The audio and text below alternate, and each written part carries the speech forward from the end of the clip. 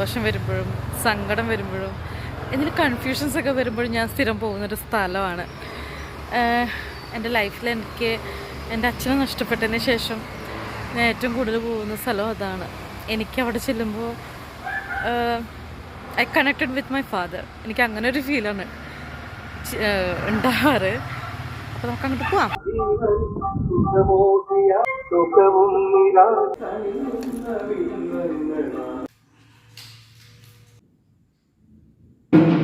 അപ്പോൾ ഞാൻ എൻ്റെ ചെറുപ്പത്തിൽ അരങ്ങേറ്റത്തിന് എൻ്റെ ചിലക കൊണ്ട് പൂജിക്കാനായിട്ട് പോയിട്ടുള്ള അമ്പലമാണ് ഇത്. അത്രയും ചെറുപ്പത്തിൽ വയസ്സ് ഞാൻ പറയും. ഞാൻ സംഗമേശ്വരൻ്റെ അടുത്താണ് ഞാൻ കിടക്കുന്നതെങ്കിലും ഞാൻ കണക്ഷൻ എനിക്കുള്ളത് ശിവനായിട്ടാണ്.